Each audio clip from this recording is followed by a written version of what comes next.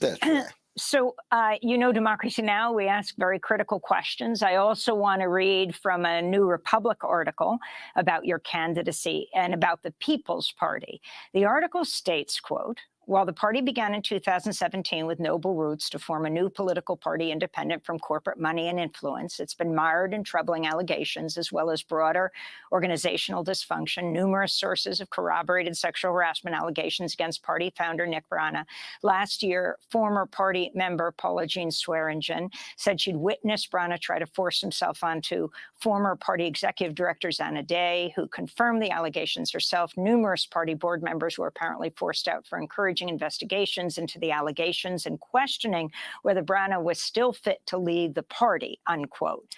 Brana has also praised the prominent anti-vaxxer Robert Kennedy Jr., who's also running for president, but as a Democrat. He described Kennedy as a, quote, "courageous leader whose environmental and vaccine advocacy has illuminated issues that few dare to confront." So he's the founder of the party that you're running with, the People's Party. Talk about why you chose the People's Party and if you would like to respond to those allegations. And also the bigger point of why you didn't choose, for example, if you wanted to be outside the race, the Green Party, which has more ballot access, but that's a lot there, Cornel.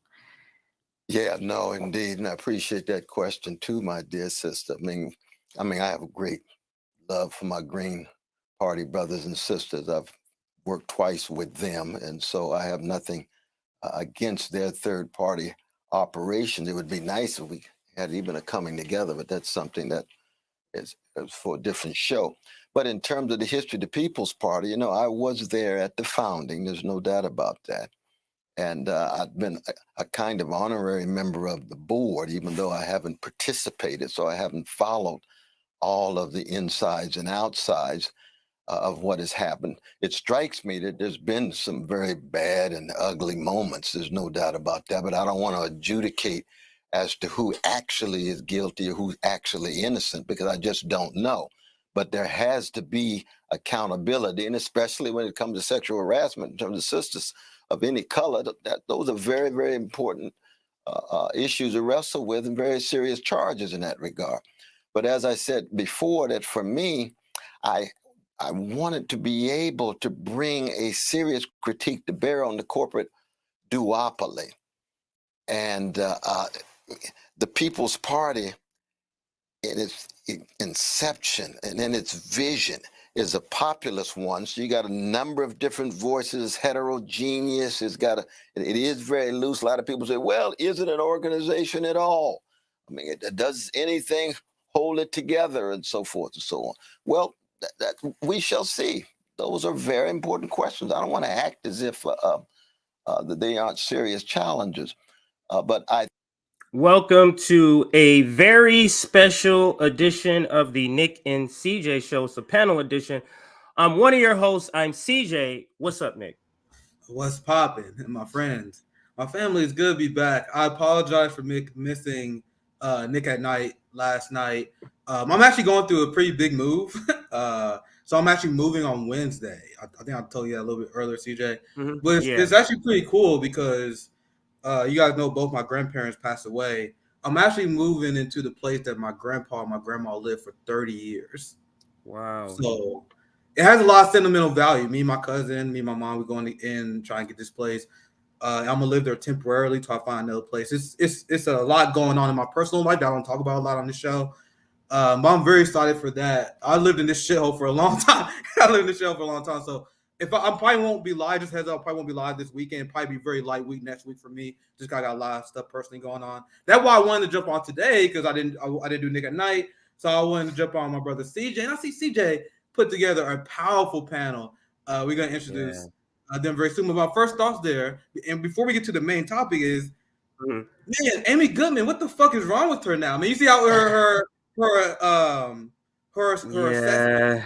Hey, and guys, I'm not even. You guys know I'm not. I don't give a fuck about RK. Like, he's not my guy. But you see how he started out. One of her criticisms of the People's Party was that they had the nerve to praise RFK, and she said that RFK was an anti-vaxxer. So back to the problem with the professional managerial class. Why does someone opinion about the vaccine? Why is that a red line? But you have Matt Duss on your show? Matt Duss is a Nazi collaborator. You have pro-war people that you associate with, Amy Goodman.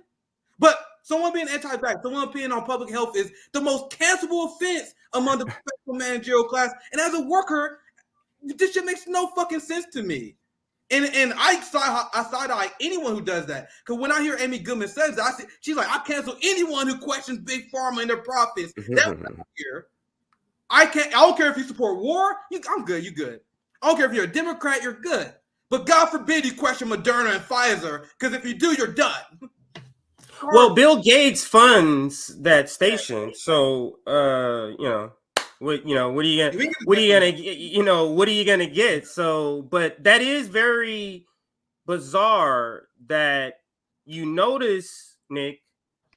Crystal Ball, this was a red line too, and she happens to be part of the professional managerial class too. Who else was this a red line for? Was it Jordan that said this? Something similar? Yeah, Jordan Sheraton from Status Quo said the same thing, that having a different stance on vaccine is a some sort of cancelable offense, and that's what they're going with.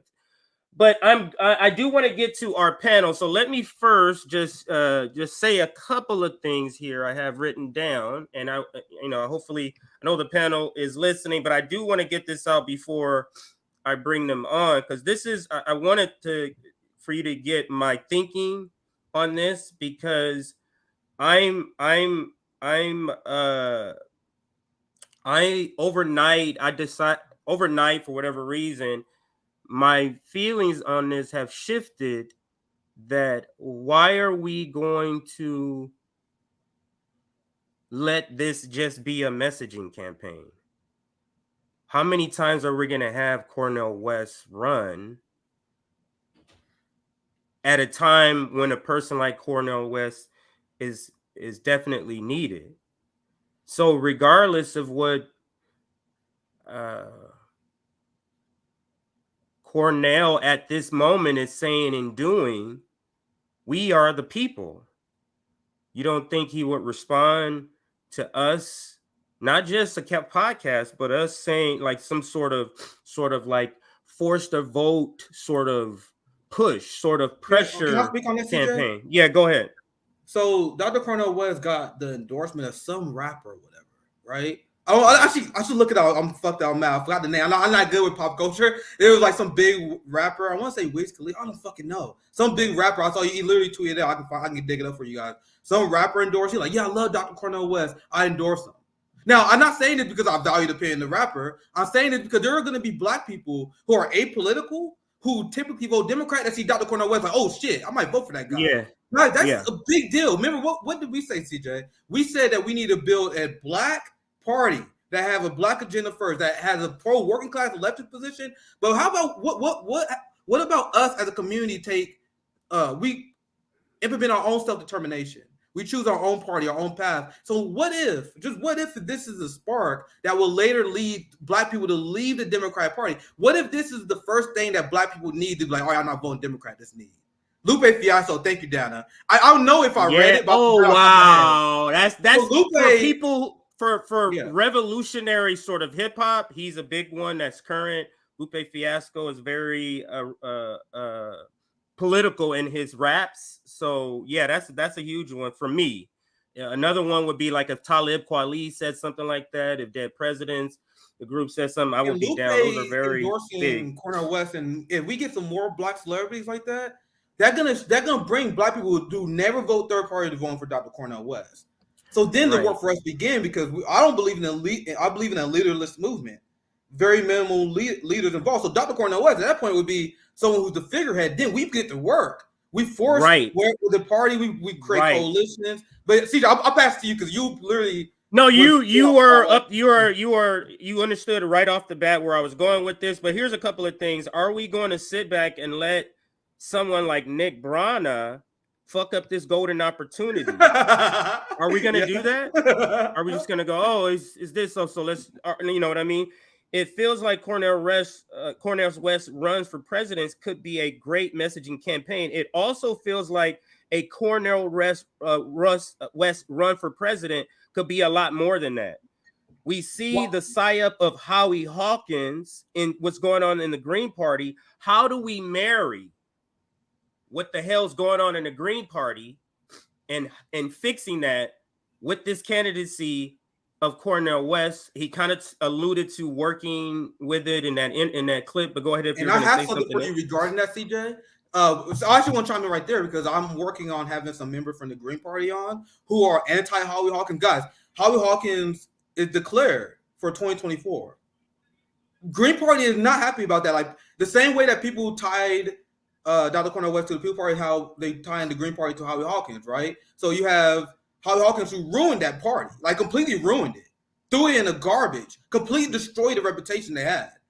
And there are high-level people in the Green Party that are not happy about that. I'm gonna have them on, and they may bring Joe Stein on. Like we're trying to get Joe Stein as well because that would be great. They're not happy with how he went. Let's say that clearly. So, and I said this earlier. I said this on Twitter. If the Green Party go along with Howie Hawkins, they made an enemy of us, an enemy of me. I speak for myself. I won't speak for network. They made an enemy of me. I will destroy that party if they move forward with a Nazi collaborator. Yeah. Like they will be an enemy the same way I view Democrats as an enemy. That's how much I will fucking destroy this party if they go with Howie Hawkins. What would be the difference? What would be the difference in the Democratic Party? Your leader is asking for war, is calling for war with Russia. I will destroy and his proxy. Like, what's the difference? But let's bring in our guests. I think we're getting into the conversation right now. So let's bring in Eddie, Zoya, Jay, and Anthony, and we're going to continue this conversation. All of our guests have been listening in the background, but let's just get each of you to kind of shout yourselves out. We'll start with Eddie. We'll go to Zoya, then Jay, and end with Anthony. So, Eddie, what's up? What's sort of your introductory statement or words? Yeah, thanks for having me, guys. I am Eddie Liger, work with Midwestern Marx Institute, and we've endorsed Cornel West, supporting him in his campaign. Kind of for the same reasons you guys said, we think it could be the spark to something that starts a larger movement and at least a way to raise class consciousness. So, yeah, thanks for having me on. Hello, RBN family. So happy to be joining. Zoya's love, Zoya's life is here. Let's go. I'm excited to discuss all of this and to remind everyone to keep a disciplined perspective when we analyze this and demonstrate consistency. But I'm happy to talk about the advantages and disadvantages and to remind people that voters do not elect the president in the United States of America. And this takes up way too much oxygen. So stop Cop City, but let's have this conversation. Absolutely. Hey everybody, it's Jay or Apollo on Twitter if you guys know me. Thank you very much for having me back again. I'm just looking forward to an amazing conversation with you guys. Let's fucking go. Yes, sir. And Anthony. Oh, are you mute? Oh, you're muted. Hold on 1 second, Anthony. Now you go. Yeah. Years of Zoom, and it still happens. This is Anthony Zenkis. I'm excited to have this conversation too, and glad to see some friends in the room, in addition to Nick and CJ, of course.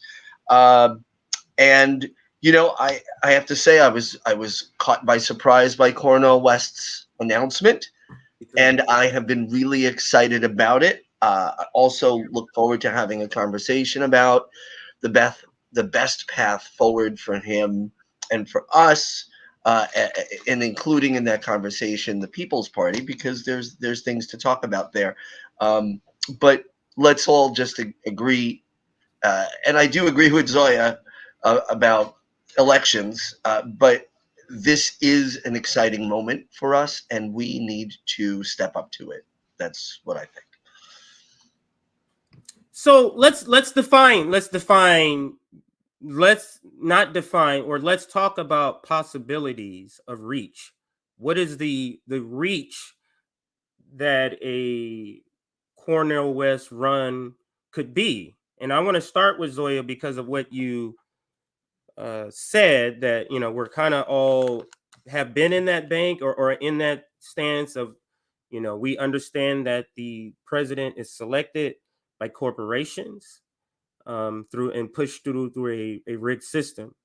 So, but like I said earlier, I didn't explicitly say a Cornel West run could be an election to a presidency. If you notice, I said it could be much more than that. So that's where I'm trying to, from messaging to much more, what is that range and what are we talking about? So Zoya, we'll start with you, then we'll go to Eddie, then Anthony.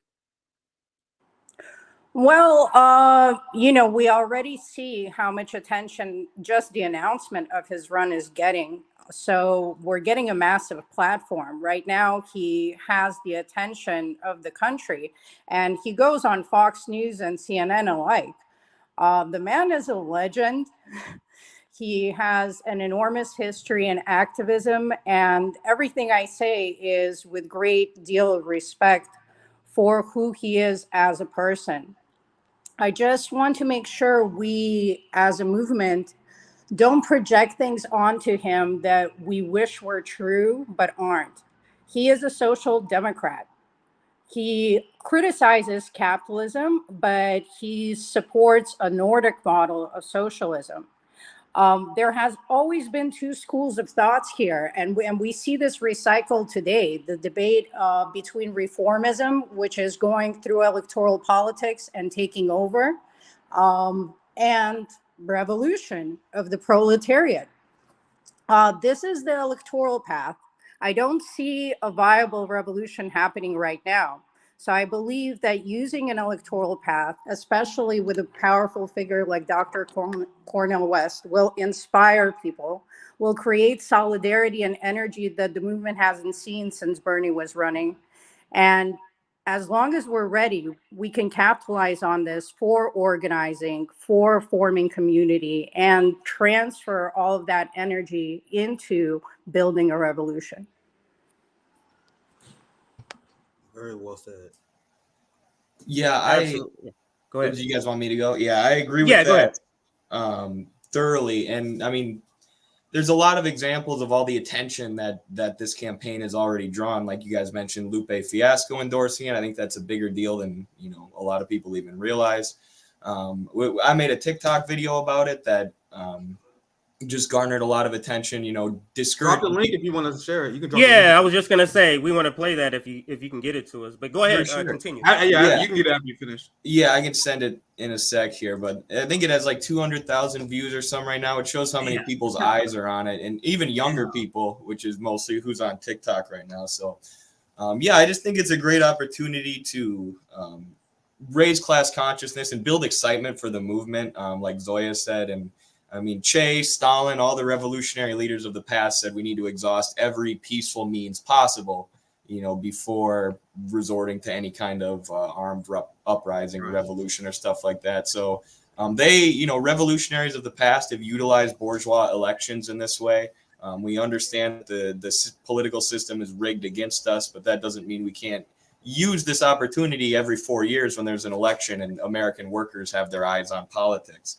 The Bolivarian Revolution in Venezuela, I think, is an example that we can learn from a lot in the United States, where Hugo Chavez tried to come to power via revolution, an armed insurrection. It didn't work, but then years later, he came back and won election with the Socialist Party, Communist Party, and a coalition of left-wing parties backing him, which leads me to my last point. People were mentioning the Green Party. I think there's a reason, and our friend Didier Ortiz on Twitter made this point. I think there's a reason that Cornel ran with the People's Party instead of the Green Party, mainly being that he couldn't start campaigning for the Green Party until 2024, right? But if he starts campaigning with the People's Party right now, the Green Party can still endorse him. The Green Party could still say, we're not going to run a candidate and we're going to put our energy behind Cornel West. And I hope they do that. There are people that told me they wouldn't do that. I'm not saying the party said they're going to do that, but I talked to people in the Green Party that said they are looking for, like, once again, this Sunday we're going to talk about next week when I have some Green Party people on and possibly maybe just we're working on that. They talking about they want to form a Green Party, People Party unity ticket. I'm not saying it's official Green Party stance, but I know people that wants that to happen. So go ahead, Eddie, finish your thought. Yeah, I would just end with saying I encourage anybody in the Green Party to do that. Ditch Howie Hawkins and get behind Cornel West.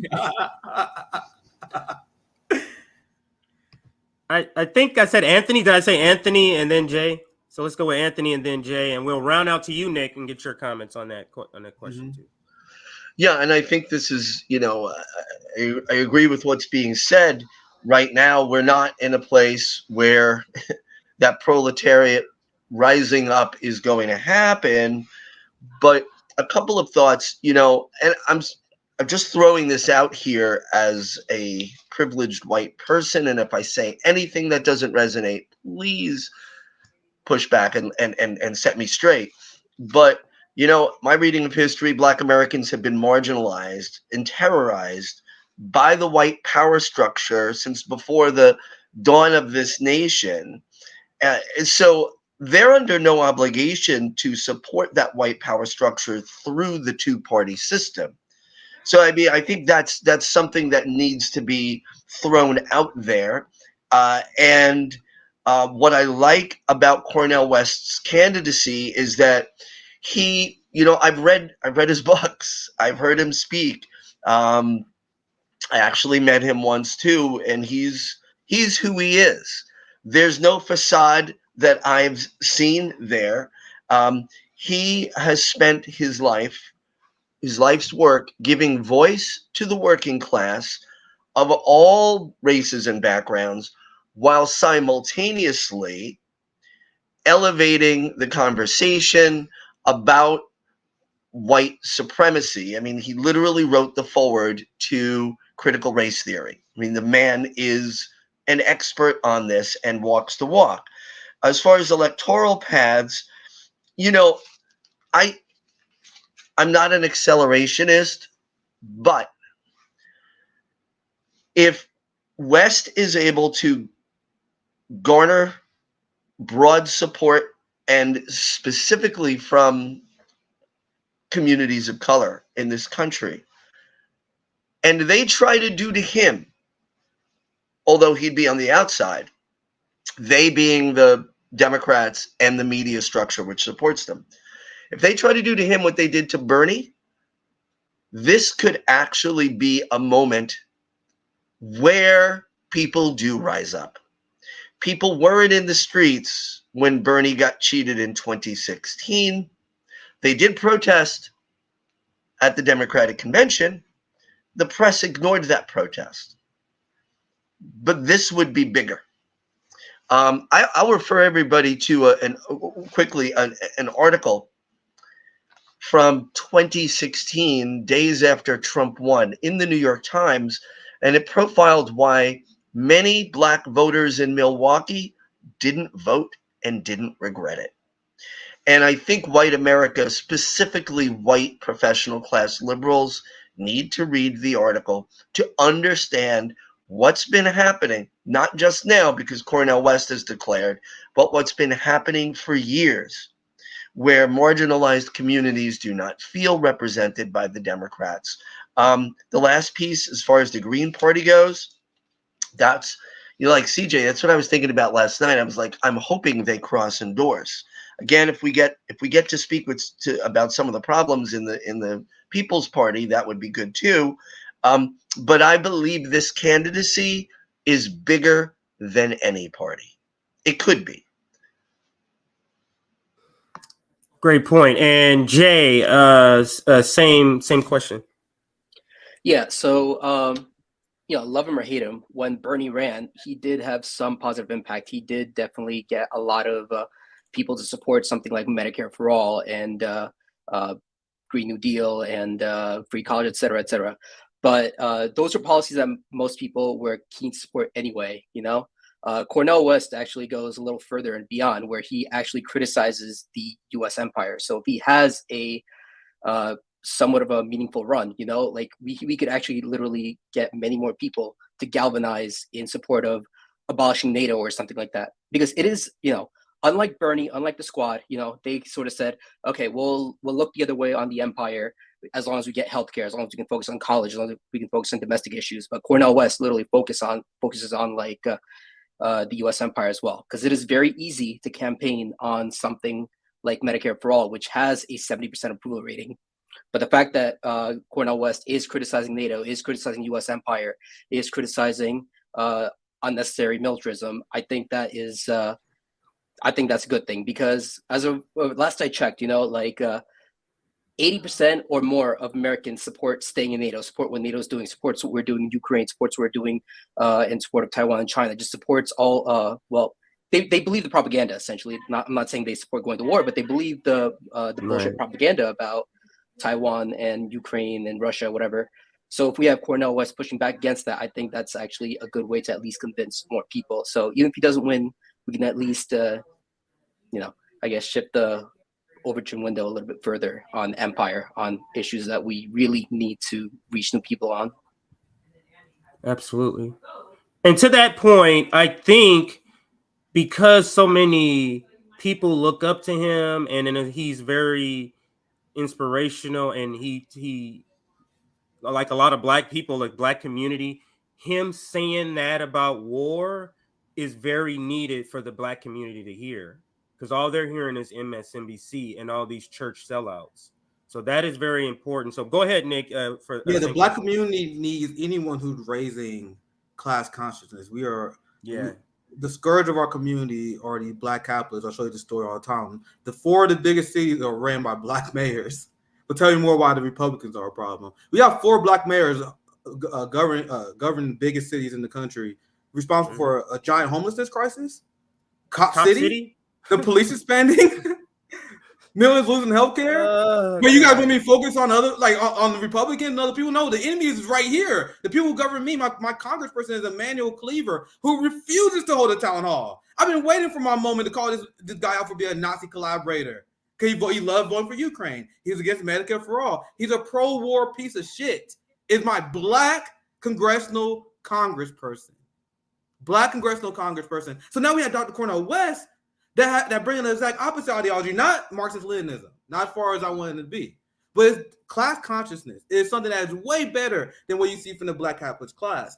And if you don't think this candidacy has a potential to be powerful, if directed right, because I have a lot to say. I'm glad you saved me for last, CJ. I'm glad you saved me for last. Look at the panic coming from the Democratic Party and the white liberal establishment right now. Now, I'm going to just play a few. Once again, I'm glad you saved me for last. I got some things to show you guys to illustrate my point. I'll be real quick on this. You see articles. Damn, I got to take the ad block off here. This is from The Nation. And I'm pulling this just for the sake of time. I'm pulling just a few. Just seeing a ton of these op articles. I've seen white liberals call Dr. Cornel West, the guy who implemented and established critical race theory. He's now a white supremacist, right-wing enabler now. You have people calling him a right-winger because he was on Russell Brand. Jesus Christ, the Nation website is horrible. Horrible. Let me see if I zoom out just so I can see the headline. Horrible. But anyway, this is the headline. Cornel West should not be running for president. He doesn't see a third party playing a spoiler role to Democrats as bad. That's inevitable. And now this is Democrats melting down because they know that he's gonna be a problem. He's gonna be he's the big name we've been waiting for that can peel votes away from the two-party duopoly. And you also have I want to see if I can find this mirror. This is the infamous, I should say, CIA account that was, and this person is ran, but this account is definitely ran by the CIA, ran by the Democratic Party. But because it ran by the Democratic Party, you can tell what the Democratic Party feels about the upcoming Dr. Cornel West race. This is how they're trying to smear him already. Look, this is the Democrat account. Cornel West went on neo-Nazi leader Gavin McInnes' show twice in 2019 for $5,000 each time. So the party that funds Nazis and supports Nazis in Ukraine are now trying to tie Dr. Cornel West as part of the Red-Brown Alliance. Guys, the general election hasn't even started yet. Wait till after the primary. Wait till the general election really fucking starts and they start needing every goddamn percentage. More Black celebrities start endorsing Dr. Cornel West. They're already trying to tie Dr. Cornel West to the Red-Brown Alliance. So I said that only Dr. Cornel West had a conversation with these Nazis you would approve. The modern liberal is the most prominent Nazi apologist. Now I'm gonna get back to the main point. you guys see this panic by the white liberal class, because this is an opportunity for us to movement build. Now, I'm gonna have Dr. Cornel West on possibly next week, maybe 2 weeks. His wife reached out to us. They saw our breakdown when we criticized the People's Party. They saw the video. They reached out, so they're gonna be on the show next week. So what I want to ask them is what the plan for movement building. Because me personally, one of the reasons why I'm excited is that, as I said before, I don't put too much stock into electoral politics. But what are you talking about? You talking about someone running for president right now? Why you guys think I say I don't regret campaigning for Bernie Sanders, even though I hate Bernie Sanders? You guys know how many people I converted to socialism?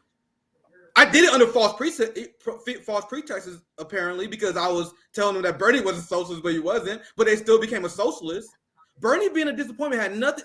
Does not change the fact that I flipped countless people on the left during the thousands of doors I knocked on during the 8 weeks I spent on the Bernie campaign, let alone the people I know in my personal life.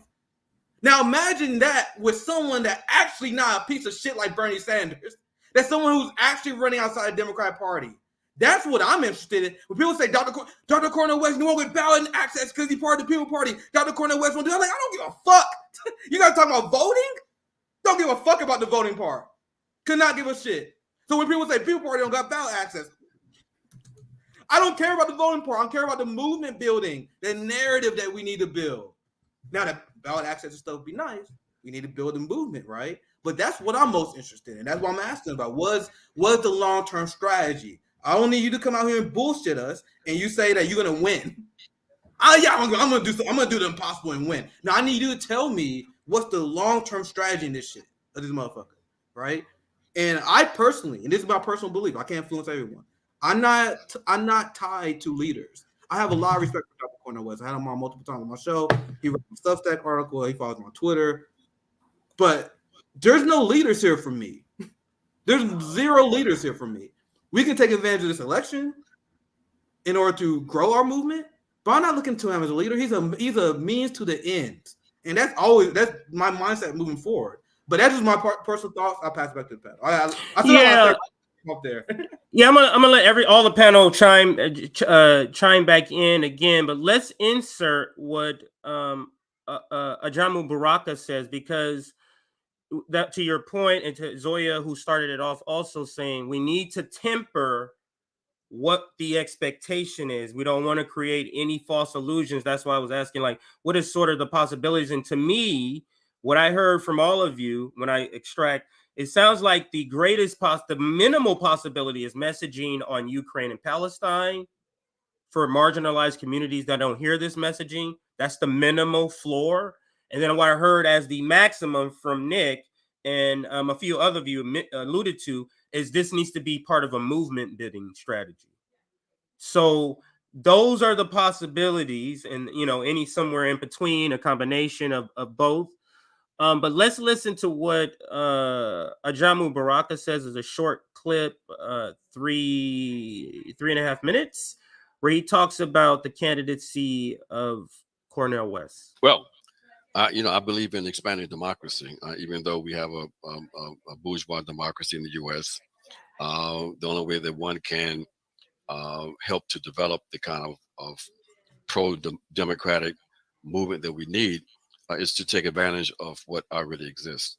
So, Cornel attempting to develop this party and running, I can't be opposed to that, because I know the kinds of issues that he will in fact raise. He will raise the issues of peace. He will raise the issues related to the continued grinding poverty we have in this country. And so, his voice and the issues he will raise, I think, can be a positive contribution to the national discourse that we have to have. Some people criticize him for not running as a Democrat. And that seems to be, they don't understand Cornel's politics in terms of where he believes the country is and the complete capture of the Democratic Party by the neoliberal right finance capital. And so the only way, and we all see, we've been talking about the the constrained spaces we have now for democratic discourse. So the only way you deal with that is to try to open it up so that we can try to expand it again a little bit and try to maintain it for as long as we can, because many of us believe, I believe, that the cutting edge of fascism in the U.S. is not just the Trumpians and those elements, as dangerous as they are. To me, the cutting edge of a particular kind of U.S. fascism is, in fact, the elements that control the Democratic Party, the neoliberal elements that control the Democrat Party. They are the ones that are developing a particular kind of fascism that people don't even seem to be able to recognize. So I think having Cornel as part of that discourse, part of that conversation, I think will be helpful. I'm not going to endorse anybody yet. I mean, I want to see a vigorous sort of debate. I think the electoral process is one in which radicals can contest if you have no illusions about its limitations, because what we're trying to do is get access to the public. So, and to raise the level of visibility on certain issues, to raise and transform consciousness, leading to a more effective organization and opposition. So that's why, and so I have no illusions beyond. I have no faith beyond that in this limited thing that they call democracy in the United States. The politics in the U.S. is even more corrupt than I thought. That the Democrat Party is a gangster party, because they are the ones that led the fight against us. They then turned around and led the fight to undermine the Howie Hawkins campaign in 2020, including getting Hawkins thrown off the ballot in a few states. That these people are not committed to democracy at all, that they are moral hypocrites. And that basically, if you're not prepared to get into this thing and fight and have to get down in the mud with some of these folks, then don't even play with it, because And I'm gonna go ahead and just open it up. We all heard there's a lot in there, and I'll just kind of let everybody chime in on whatever part you want. So whoever wants to kind of chime in and give your reaction, and then we'll go to the Eddie video before we I ask the next question to everybody. But what's your reaction to the video, Ajamu's video? Anyone? Yeah, I guess I'll go first. I mean, I very much agree with them on having to run outside the duopoly because, well, we first of all got to destroy the duopoly. But as far as like the allegations against Nick Brana and the People's Party goes, I am in no way like excusing what they did or anything like that. But the way I see it, every organization is going to have some skeleton in their closet or whatever, because at the end of the day, these parties are private companies. They are, at the end of the day, corporations that have to meet a bottom line. So if you look deep, if you dig deep enough, you will find some skeleton or another in their closet. The way I see it right now, the duopoly will just say, hey, there's a third party that's running. They're a threat to us. Go look into them and find some skeleton in the closet and run with it. So no matter what party Cornel West ran as, whether or not he ran as a Green or a PLS or a People's Party, whatever, they'll try to find some way or another to smear him.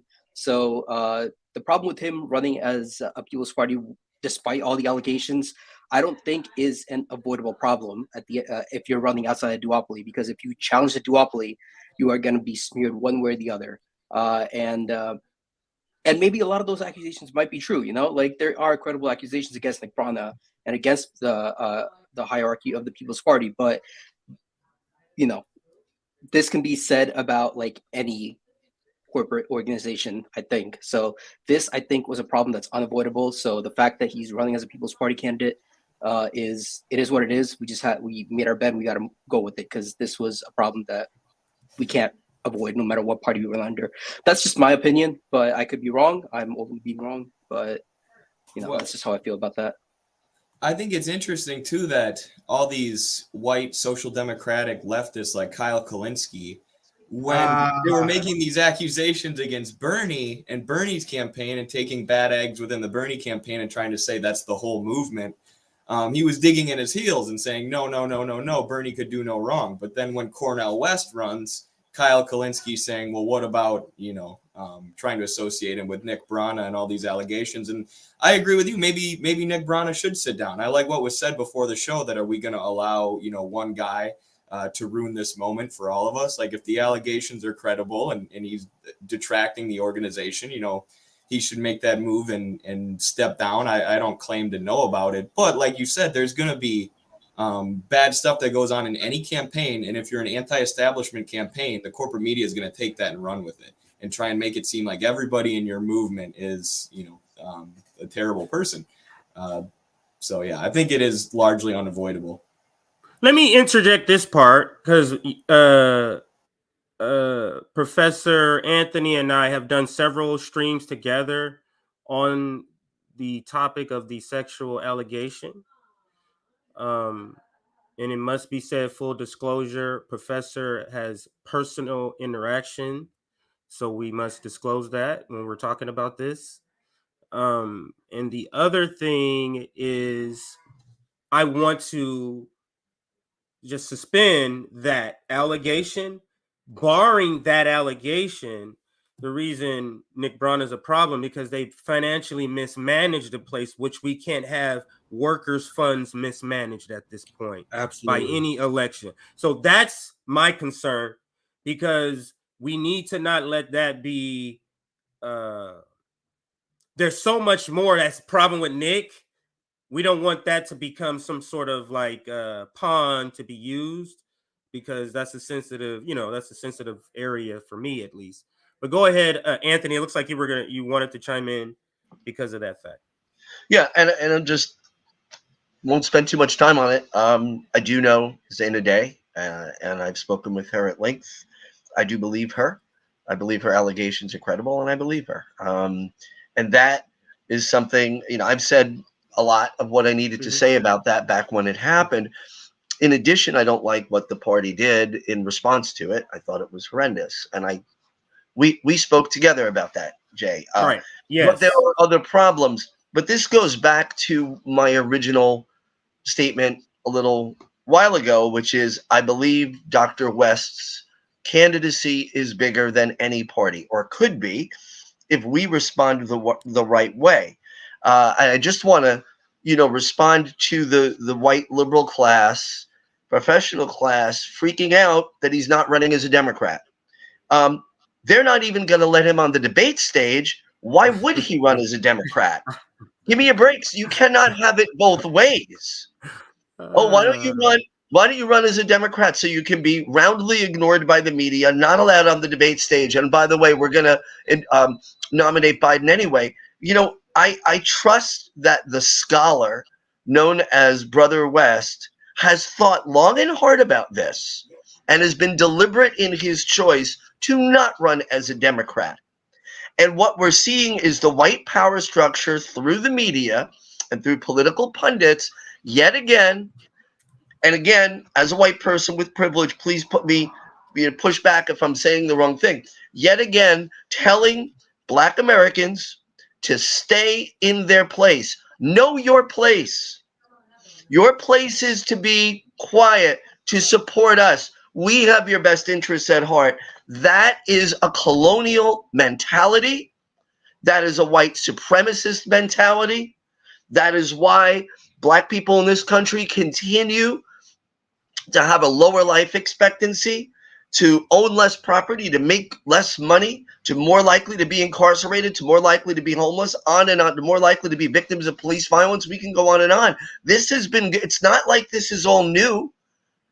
So I trust Cornel West's decision, and I will just continue to say the candidacy is bigger than a party. This is a platform, if we choose to respond the right way, that could be a spark for a significant shift in the way people, especially marginalized groups, view their relationship with themselves, their government, and their society. That's what's before us. Absolutely. Any other comments on the Ajamu video before we play Eddie's video? I have. We can do after Eddie's video actually, but I want to interject. Ajamu Baraka was on our show, speaking of the Green Party, speaking of Howie Hawkins. That's why we can do it after Eddie. Yes, yes, I remember that. I want to show you guys when Ajamu Baraka said that we need Howie Hawkins to step down, but we can do Eddie's video first, and then we get to that next. After that. Okay, so let me pull up Eddie's video. Eddie, do you want to just quickly describe it again for those that may have just started watching us while I bring it up here? Where is it? Yeah, this is just a little sketch video I made on TikTok when we endorsed Cornel as an institute. So it's got like 175,000 views now. I was trying to appeal to working class people and tell them to get away from the two-party system. Okay, so great description. Let's listen.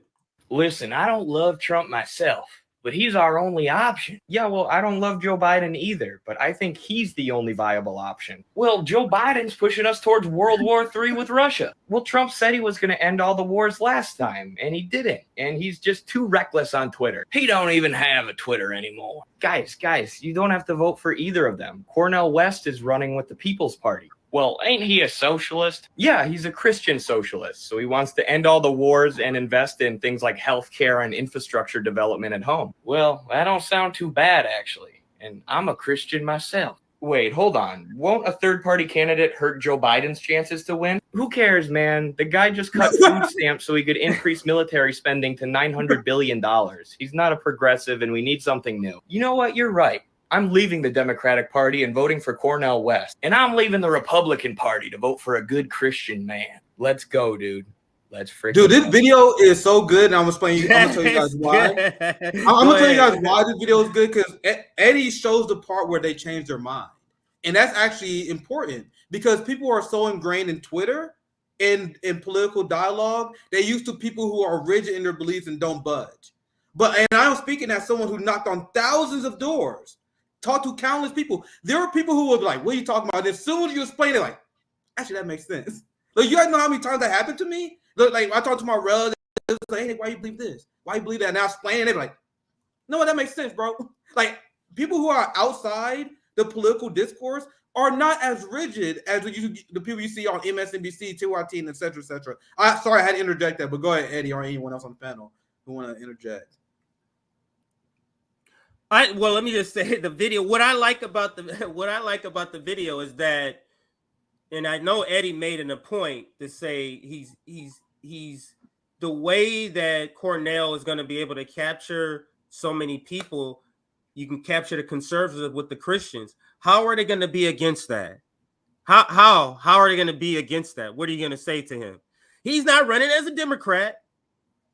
You know what I mean? Like he's out front calling himself a Christian. He refers to everybody in spiritual terms. This is very sub black culture. We use brother and sister for different people all the time, like all the time. I've talked to a couple of brothers and sisters today, just regular. And it's just a term that is used just regularly. But that sort of that and other parts of his personality, I think, can speak to a lot of people. Being conservative too, and what he's saying, what are they going to be against?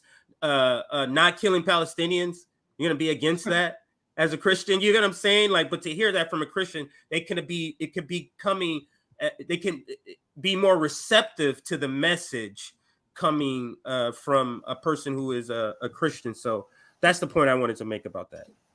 Yeah, thanks so much for playing the video. I'm glad you guys liked it, but I just think that's an underrated part of his campaign. I know a lot of people in my family who are going to run to the polls to vote for him because of that fact, because of the aspect that he's Christian. And, religion in the church, especially the black church, has always been, at the site of resistance. It's always been used by the toiling classes in American history to resist against the colonizers and the oppressors and the imperialists. So I think him drawing upon that tradition is going to be pretty powerful with a lot of Americans. Absolutely. Any other comments? And then I'll pass it to you, Nick, for what you wanted to bring up here. And just to let everybody know, Professor Anthony does have limited time, so he'll be here with us about 70 minutes, so maybe another 20 or 30 minutes. You just give me the hands up or put something in the private chat now. Make sure to pause to make sure you get the proper exit. So, all right, Nick, I'll pass it to you unless anybody wanted to chime in further here.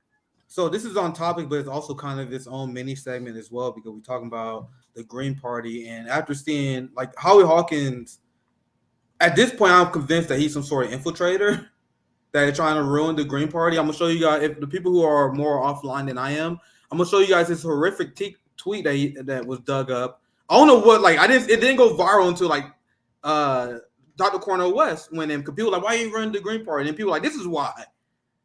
And that's why it's so insulting with Kyle and Crystal and these white moderates keeps, when they say, oh my, Dr. Cornel West had a boomer moment. Oh, dumb. Of course, he dummy. They think they're more astute. Kyle Kalinske and the ditch Crystal Ball believe they are more astute than Dr. Cornel West. Right? The idea is so absurd. Now, there's many reasons why he probably didn't run Green Party. There's a lot of problems with the Green Party. And I'm gonna have some Green Party members on next week. Like, I'm texting people right now watching the show. We gotta put this together next week. It's gonna be fire. We're gonna talk about Howie, and this is not negotiation to me, guys. Like, if I voted Green 2 elections in a row, if these motherfuckers allow Howie Hawkins to stay in leadership, RBN will be the enemy of that party. We will destroy them, because you are not going to hijack what it means to be a socialist and turn into imperialist. Actually, I'm gonna show you guys. Do you guys remember this? And this is what Howie Hawkins is trying to do. We're trying to. You had. I'm gonna share some tabs real quick. I actually didn't have planned, but I actually want to preface it some more. Look, Green Party abandons long-standing opposition to NATO. Now, what we talking about? The Green Party of the UK and the Green Party of Wales here. You also had the Green Party of Germany that abandoned their opposition to NATO. You had the Green Party of Sweden that was abandoning their position to NATO. And during our third-party summit over a year ago, I had some Green Party people on. I'm like, why don't you gotta change the name? Because that's what I think they should do. They need to change that stupid ass name. People think Green, they think of tree huggers. It don't appeal to America, not an appealing name. But the answer they gave me that I thought was decent for at first, well, they said we don't want to change the name because we want to maintain international leftist solidarity with other Green parties. I'm like, okay, that makes sense. But then I learned more about the European Green parties, and then I'm like, hell no, you shouldn't have we should want no association with the imperialist scumbags in the UK Green Party, the Wales Green Party, the Germany Green Party, etc., etc. So you do not want that solidarity. So now that's kind of a red flag that you guys do now. So despite that, the United States Green Party still had initial opposition to the war, which is why Howie Hawkins' statements is insane. I literally did segments on this show where I show how the Green Party actually spoke up against NATO in the United States. It was Wales, the UK, and Germany that flipped. You want to know what Howie Hawkins is for? Howie Hawkins is here to do to the United States Green Party what the European fascists did to the Green Party in Europe. You know how Germany, Wales, the UK flipped on NATO? Howie Hawkins is here to infiltrate and facilitate that flip in the United States. That is why I am drawing a hard line. If you guys are allowing this guy to violate your bylaws like this and become leader, your organization is trash, and I don't care how many ballots you're on. If you allow this guy to become leader, don't give a fuck. It's over if you allow this guy to win. And that's why I'm about to put panels together. I'm putting the call out for our community. This party is dead if this scumbag gets the nomination. Look at what he said. Some in the peace movement call for ceasefire negotiations. Oh my God, some peace activists calling for ceasefires. Unheard of. Blasphemy. By U.S.-led Western imperialists with Russian imperialists to carve up Ukraine between them and call peace. Stop pressuring Ukraine to accept partition. And this dude, he pushing petitions in support of the Ukraine war. And then now this makes sense. Now we know why Kyle and Crystal want them to run Green, Dr. Cornel West run Green Party. Now we see why that's the okay party, right? Because people like Howie Hawkins is completely trying to take this over. Now I'm gonna pass to the panel. My presentation is almost over. This is what Ajamu Baraka has said. Because despite the situation we are in with the Green Party, I don't want you guys to be 100% dismayed yet. Because I talked to some people in the Green Party that is open for a Dr. Cornel West unity ticket. And we also have former vice president who ran with Jill Stein, Ajamu Baraka, as esteemed as it gets in the Green Party, that is calling for Howie Hawkins to step down. So the Green Party is not 100% captured by Howie yet, guys. Are we going to allow it to? Should people allow it to? Because I think people are like, fuck it. Let allow the Green Party be hijacked. You know, all the work that They did it again on balance. Just let them take it. I'm like, no, why the fuck would we do that? That don't make no sense to me strategically. Even if you don't support the Green Party, we need to eject these motherfuckers out right now. Right now. So this is what John played, and then I'll get you guys in after you guys hear his statement. No, Howie has been a real disappointment. I, in fact, endorsed Howie in 2020, that is. Yeah. That basically, the tendency of, I wouldn't even say it's a tendency within the Green Party. I think Howie still represents to the Green Party's, I think, to what the Green Party really is, a minority tendency. That there's pushback, and so the way we deal with this within the Green Party is we've got to deal with it directly, and it's been happening. There's been a couple of debates on this issue of Ukraine, and I think Howie represents a minority tendency. I think, and I've said it quite openly, that Howie Hawkins should not be a member of the Green Party. Yes. He has violated the Green Party principles and values, and why he's still there is a mystery to me. So the Green Party itself has to be quite front and center and clear in articulating its position on violence and militarism, and to restate its commitment to nonviolent social change. We had Joe Stein on, and a lot of people think like Joe Stein. Obviously, we have Ajamu on. I cannot emphasize enough. I hope Green Party people listen. I have a few people reach out to me. They right there. I cannot emphasize. I don't care. You guys already heard Stein was. I was trying to say if Ajamu had anything else to say, but as you guys see, and I know this because guys, I know people in the Green Party. What he said is 100% true. He said Howie Hawkins does not represent the majority of the Green Party. The Green Party is being infiltrated by imperialists and liberals, and they are trying to force activists out. Now, whether we should allow that to happen is up to you guys, right? But this is what Ajamu says, and now you guys can respond. Anyone in panel want to chime in? Yeah, I mean, you could have it. You either support imperialism, you support the Pentagon, or you support eco-socialism, essentially, because there's no other polluter. There's no other bigger polluter on the planet than the U.S. Pentagon. For example, the Abrams tanks that we sent to, they were about to send to Ukraine, they go through 70 gallons of fuel per hour. Okay, like just the first minute takes around like 10 gallons of fuel to start the tank up, and we have, let's say, 800 military bases around the planet that require just billions of dollars in just air conditioning, which takes energy. You know, you either support militarism or you support, green initiatives. We have fucking depleted uranium ammo, which literally makes the planet, which literally makes that surrounding land unlivable. There are people that still have cancer in the former Yugoslavian countries because of the depleted uranium ammo used in the area back in 91, 92. I think 91, 92. There's no bigger polluter on the planet than the U.S. Pentagon. And so to see all these American Green Party people, the German and the other European Green parties, and even and not just the Green Party, other leftist parties too, like Sana Marin and Olaf Scholz. They are the quote unquote the left party, not like the super far left. They're like more social democrats, but they support war with Russia. And the socialist, the quote unquote socialist president of Spain, Pedro Sanchez, he is set to be the next Secretary General of NATO. Like, at least that's in the talks right now, that he might be the next Secretary General of NATO. Like, you can't fucking be a leftist, be an environmental activist, and support war. Like, I mean, come on, it's one or the other, And if you support war, you're not green, you're not an environmentalist, And this recent dam that was blown up, like, nothing happened. Okay, with the dam that was blown up in Ukraine, that is an act of eco-terrorism. There are talks about who is responsible for that right now. It was most likely, I mean, Russia has nothing gained from that. It was most likely Ukraine, because they've already tried to attack a dam before. They've attacked other dams before in the Bakhmut area when Russia was advancing in order to stop the Russian advances. And we had Ukrainian generals saying, "Oh, we're going to do test strikes on this dam. We can destroy it anytime we want to stop the Russian advance." And that's causing untold ecological devastation in the area. So if you claim to be a part of the Green Party, you cannot support militarism. It's one or the other.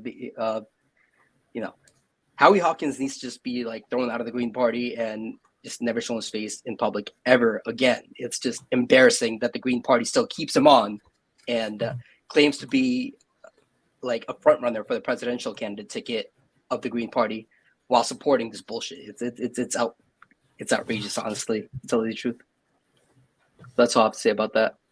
I want to get Zink and Zink. I know you may not have a ton of time left. Any thoughts that you have before we get to Eddie and Zoya? Oh, is he on? There we go. Yeah, no, I did. Yeah. So I'm not about identity politics at all. But we don't need another white man over 50 telling us our path forward. I'm not running, for a reason, a whole bunch of them. But, I think Ukraine is and should be a defining issue for us. I responded to that horrendous tweet by Howie Hawkins, ending with, "Good thing you're not relevant anymore." Dude, but there's no way Howie Hawkins is not an infiltrator. There's no way he hasn't spoken directly with the imperial power structure globally and nationally. There's no way, right? And so I think he needs to just be pushed out of the party. He's got a right to believe what he believes, but it is inconsistent with the message of independence from a two-party system that is a colonial, racist system designed to destroy the working class globally. That is exactly their goal. And the austerity issue that needs to be connected with Ukraine, we had over 700 Americans froze to death, at least. It's probably over 1,000 on sidewalks and under bridges last year because they didn't have housing.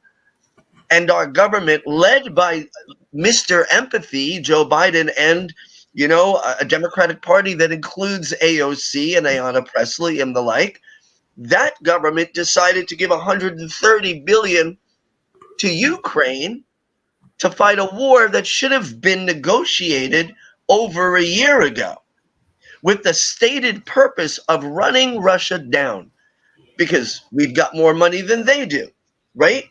And so we need a candidate that talks that way, that plainly about it. Listen, RFK Jr. has said some good things about Ukraine, but he hedges. And then his solidarity with the right-wing fascist government of Israel is completely inconsistent with that. So, I haven't endorsed anyone yet.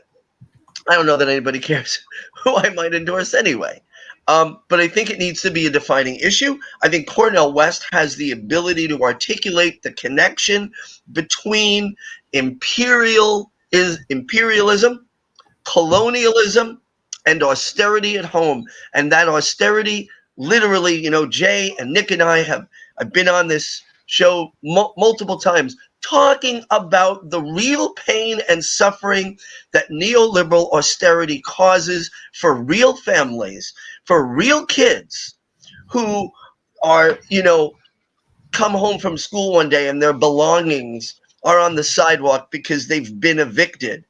And then we, in his first State of the Union address, I remember Barack Obama saying, anybody can succeed if they work hard. Well, how do you work hard when you're homeless?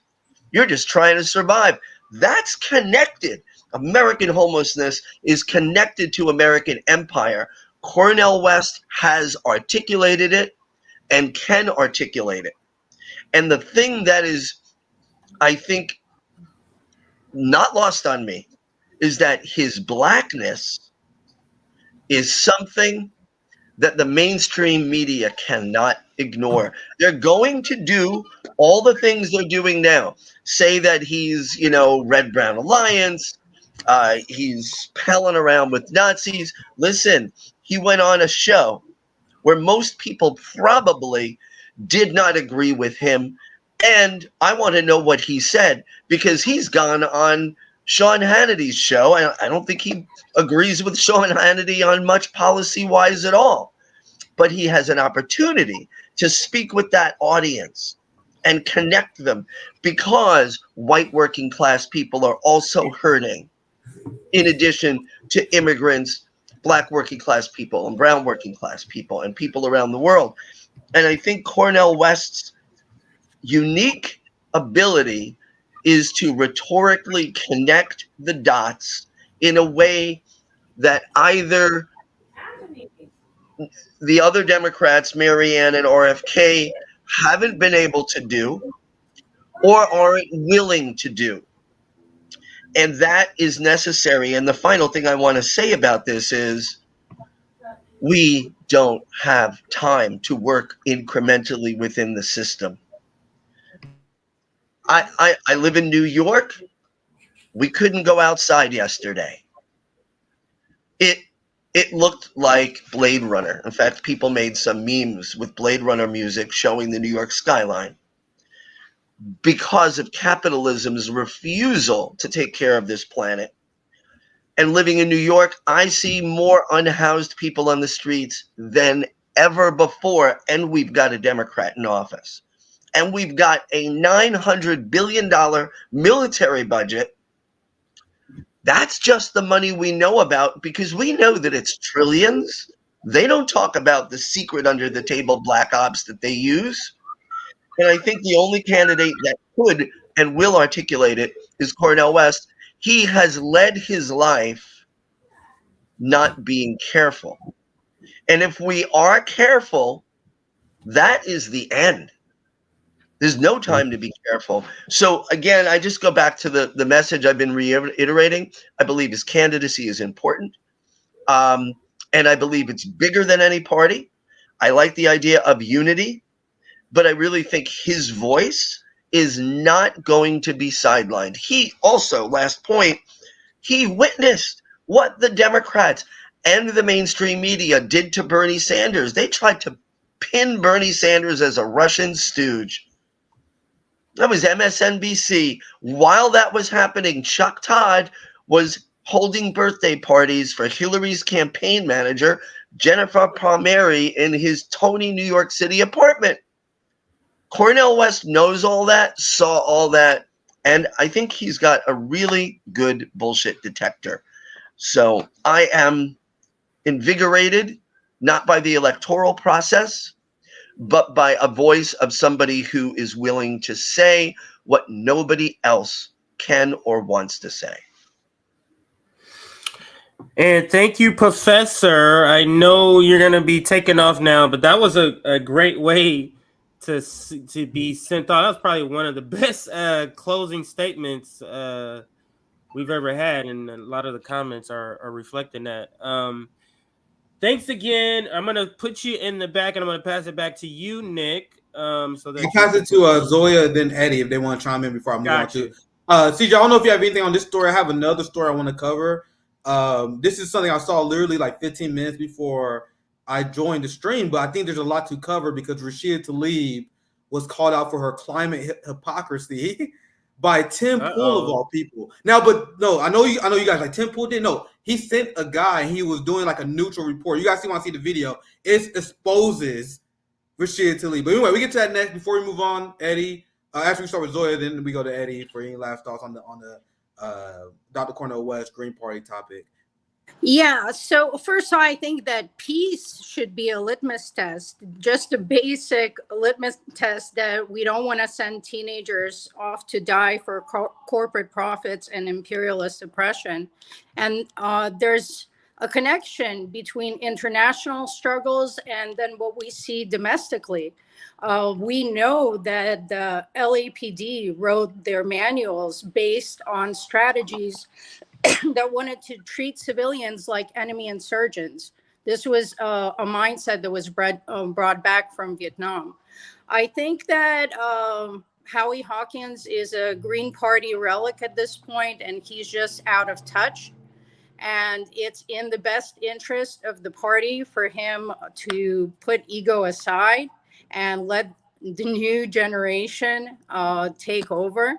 And this is a wonderful opportunity for MPP to do the same thing and for Nick Brana to step aside as well, because whatever people believe or don't believe at this point in time, his name is tainted. He is going to bring a lot of negative press to this presidential run, especially as it picks up national attention. And if Nick Brana truly cares about the movement, about the working class struggle, we have this moment in time to capitalize on right now, and we might never have one like this again. And there's a desperation and a need amongst the people for this to have an impact. So for him to be able to put his personal interests aside for the good of the movement and the good of the people would show true leadership. And I challenge both of them to step aside from these parties and allow Dr. Cornel West to lead a movement of solidarity, which he is excellent at doing, and bringing everyone together under the same umbrella. So the only war we're fighting is a class war. Yeah, I agree 100% with that. And I just wanted to reiterate what Zoya and Jay said about, Jay said you're not an ecologist if you're supporting the U.S. military machine and the U.S. empire, and you're not a socialist either. You're not an eco-socialist. Like Zoya said, peace is a litmus test. We don't demand purity from our leaders or from Cornel West or from socialist experiments, but you can't be an imperialist. Because imperialism isn't just, violent actions taken against countries overseas. It's the stage of capitalism that we live in. It's the global system itself.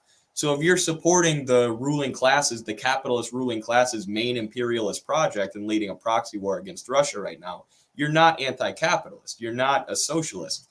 You're advocating for maintaining the current capitalist imperialist system. So, yeah, Cornel West is far and away the best candidate that we have, and get behind him.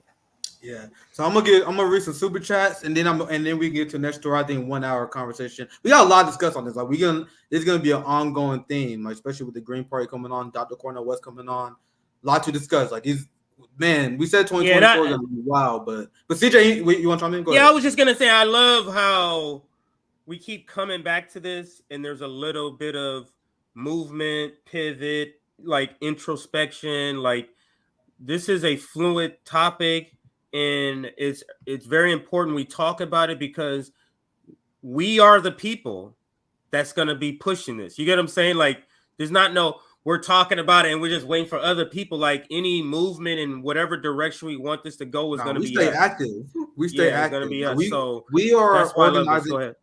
Sorry, my bad, CJ. But we are organizing. No, that's all I wanted to say. That's all I wanted. And I said this before. I don't even believe in endorsing candidates. I don't believe that's in our best interest. But we can organize a movement build with Dr. Cornel West, and if Dr. Cornel West, as a leader, shows that he's organizing with us, he's building movement with us, then I may vote for him at the end. That's, I think, how we should do at workers. This shit where we declare our support for a candidate a year before election is the dumbest shit ever in hindsight. It does not work. That shit does not benefit us at all. If you find a candidate that you like and you know you're going to vote for them, keep that shit to your grave, son. What do you get announcing your support for a candidate other than likes on social media? And that's a serious question. Other than likes on social media, what do you get by pledging loyalty to a candidate? Don't worry, I'll wait. But people do it. It don't make no sense. Even if you like someone, you support them, shut the fuck up and let them earn your vote to the day of the election. And that's what I'm going to do with Cornel West. Let's see how serious that his campaign and election is going to be on movement building. Is he going to be a tour for report for us? Is he going to be boosting mutual aid? Right? You know what I mean? This is the kind of stuff I'm interested in. Even though I love Dr. Cornel West, right?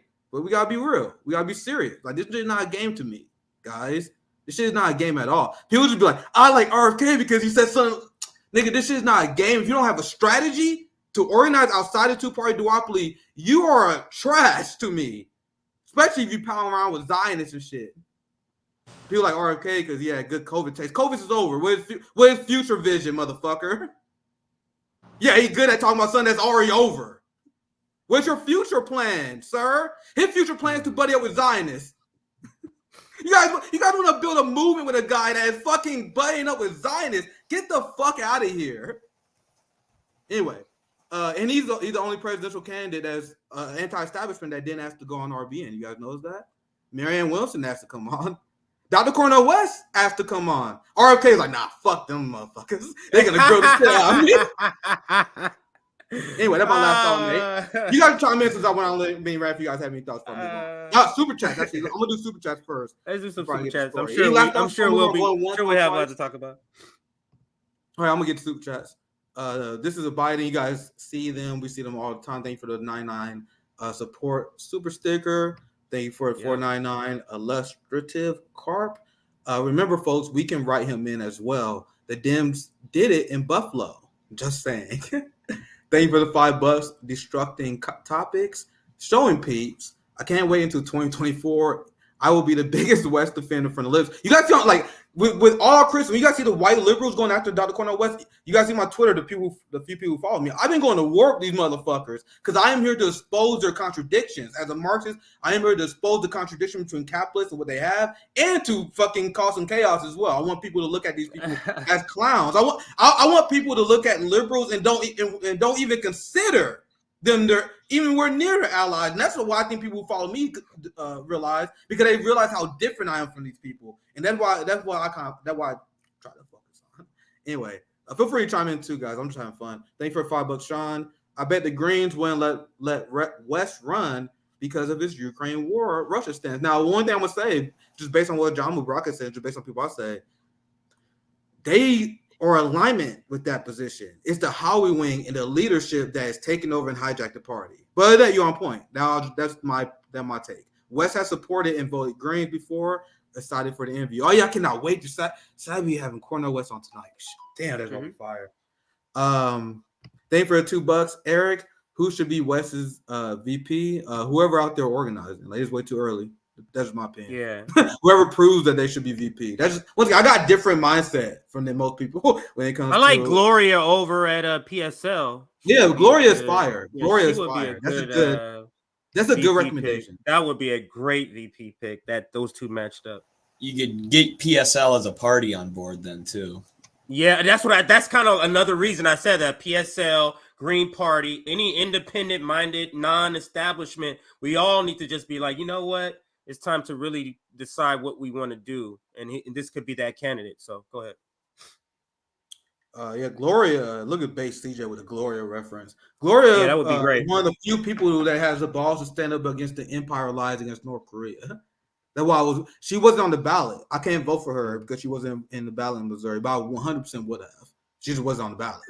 I think she was in ballot like Florida, Seattle, and a few areas like that. But I think she had like, if I remember, I may be getting this wrong, but I remember I talked to someone who friendly with PSL and they like had like 10, 15 states, something like that. I just couldn't vote for her. She's base as hell. And she's definitely someone that been on my guest list, but I just need to find a way to reach out to her. She's extremely based. Wait, did I read that one? I want to make sure I read it. There's a few, I think I see two from you, Chris or Nada. I think for $5, Brana has to step down first. His history will be a lightning rod of interest. If not, he dooms West's campaign. Nick is an easy target at this point. Now, I mentioned this when we covered this Nick Brana story. The fact that he clinging on to power the way he did is a turnoff to me. I am for a leaderless movement. So the People's Party is inherently built in a way that I am not in for. So then the movement, people are like, Nick Brana, we got a problem with you. He's like, nah, I ain't about to listen to the people. What? How is that acceptable? He does a media tour trying to convince people they should stay in power. We call that out immediately. I don't believe in that movement building strategy. I don't even believe in having anointed leaders, no gods, let alone this guy grabbing onto power no matter what. And his dad running all the money. Get the hell out of here. That is my to the point of this. This is the reason I said what I said about it. It's not like it's even if you believe Nick Brana against any allegations, you believe that he didn't do anything financial. It's the appearance that is now so far gone, that damage, and that's why I said he has to be forced out by a pressure campaign. He is not the type that's going to walk away. He's not. He's a narcissist. He is not going to just walk away. He has to be drug out. You can remain a member, but he cannot be part of leadership. And you see this now. This is Amy. Amy is a softy when it comes to that. Imagine that same story with Medine Hassan. Imagine that same story with Rachel Maddow. Like, you get what I'm saying? Now, it's not going to affect people like us who are at the conscious level that's needed to see beyond the propaganda. But when you're trying to raise the consciousness of the people who are being propagandized, don't go ahead and give them red meat from the beginning. That doesn't make any sense. You get what I'm saying? So it's all strict strategy. This is an ongoing conversation. We have to build this up. We cannot let this opportunity slip away. And it's up to us to put this pressure campaign on whatever we want to do, whatever we decide. Can I add something to that? Mm-hmm. I've been a part of many organizations throughout the decades, and an organization takes a lot of volunteer energy. You have to put in hundreds of hours, and it's all this unseen work behind the scenes. At the launch, MPP had a lot of good faith people join. Nina Turner, Cornel West, Ryan Knight, Jimmy Dore. There was a whole ensemble of a lot of people, and it was galvanizing. Outside of Nick Brana, I know a lot of good people invested a lot of energy because they really believed in the party. They believed in what they were doing. And in the organizations I was a part of, often narcissists rose to the top and acted in misguided ways that misrepresented the rest of the organization. And that is why I think we have to pressure these people to move aside and not forget that even if one person is doing this, there are a lot of good people typically involved that are invisible, and you're destroying their efforts and energy too, or at least just disregarding it rather than taking advantage and doing something with it. I mean, it's easy to point the finger and say what's wrong, and I'm here to hold people accountable without mincing any words on that. But what are we ultimately going to do? What is our path? Dr. West is here. This is the path he's chosen. I'm sure he's going to explain why. He's just using MPP as a tool, but they are going to attract people and attention. So we have a chance to build something up. And I think right now it's going to be a moment of integrity for Nick Brana and Howie Hawkins to step aside and let the people lead this movement to where it needs to go.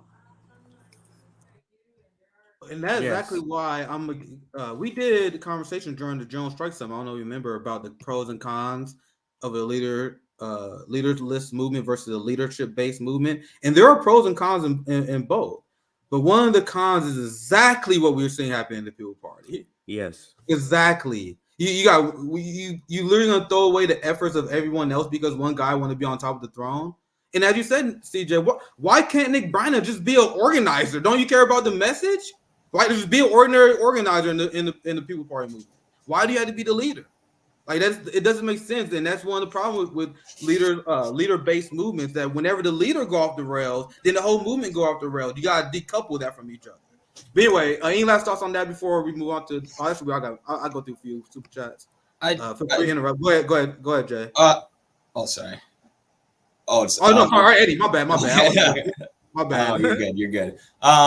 Yeah, I just want to say, I think it's almost unavoidable that there's going to be leadership figures like Cornel West. We've seen how much attention he drew to the movement, but I agree that those leaders should be propped up naturally. They should have that leadership role because of they have genuine support from the people. Right. And if the people change their mind, if they say we don't want you as a leader anymore, it has to be a situation where the people can force them right out.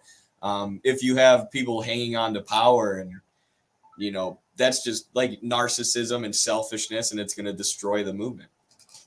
I'll get to the next super chat. There's still a lot to discuss, but feel free to interrupt, guys, if you have something to say.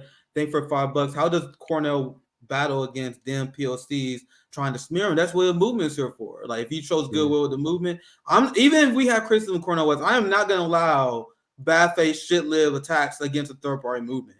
So that's where we come in. We debunk this nonsense. Luckily, they don't have the kind of political reach towards our generation anymore. So let me continue to read it. He said, how does Cornel West battle against them POCs trying to smear him and make him seem like a traitor to his people. I can smell Clyburn BS already. We already seen a few people do it. We saw, as I said, one of the biggest Uncle Toms in politics, and I do not use that term lightly. Ben Dixon came out here like, oh my God, we can't support Dr. Cornel West because what if we get Ron DeSantis? The biggest cornball there is Ben Dixon. He don't give a fuck about a black agenda. He's like, I don't give a fuck about a black agenda. I don't give a fuck if Democrats are funding police more. In fact, I support the Nazis in Ukraine. That's why, once again, I do not use that term lightly. But if there's a few motherfuckers that fit in line of what it means to be an Uncle Tom, it's Jim Clyburn and commentators like Ben Dixon who telling people to fucking funnel into the Democratic plantation. Pathetic and disgusting. Anyway, sorry, you got to trigger me. Let me move on to the last part. That answered the question. I think for $6, Christian, I got 6 on it for the panel. Much appreciated. You guys look beautiful. Wishing you guys all nothing but love and nothing but good things, respect and love. I don't think I've ever seen a $6 super chat. That's why it woke up my ears. I'm like, what? Yeah. That's kind of an off number that I've never heard before. That's a base number. Last one, and we read everything. All the other super chats after this, we read near the end of the show. Thank you for the $5. Coca-Cola. I care about reparations for Black Americans. Keeping the biggest issue as class and not race does not close the wealth inequality gap. Absolutely. Thank you for the $5. Coca-Cola. Now I'm gonna get to this story.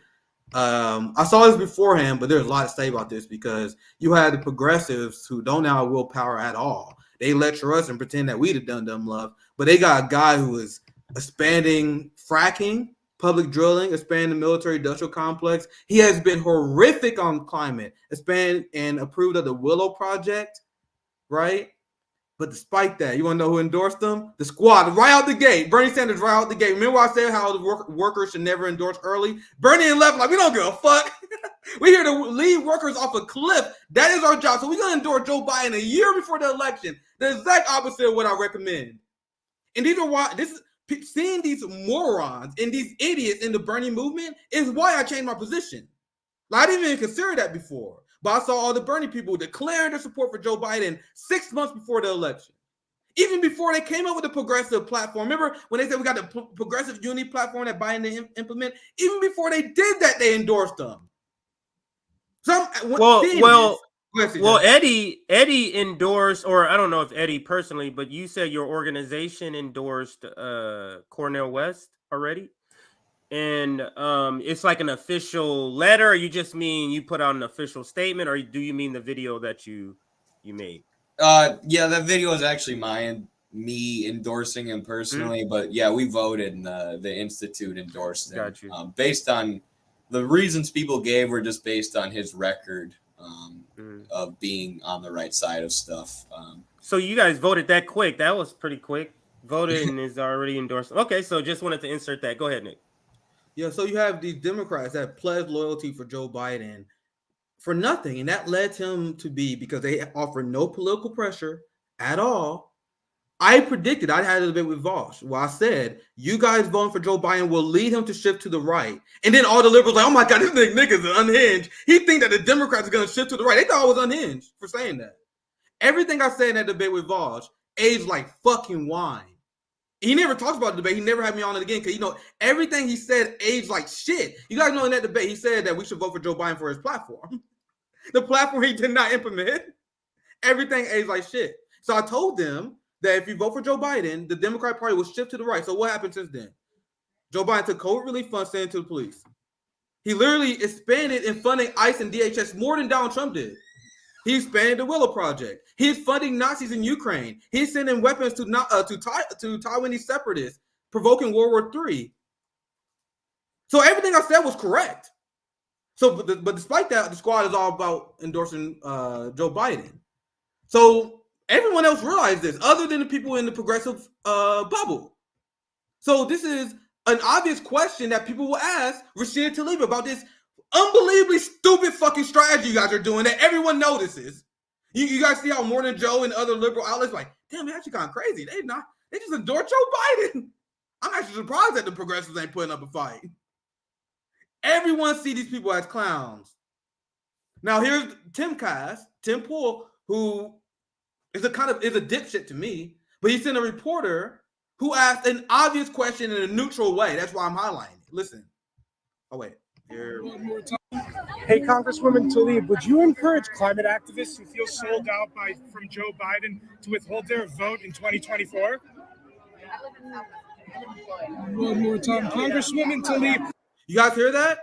Once again, we don't like Tim Pool, but he's asking a neutral question here. Here's a reporter here that he probably hired. Can you keep it paused?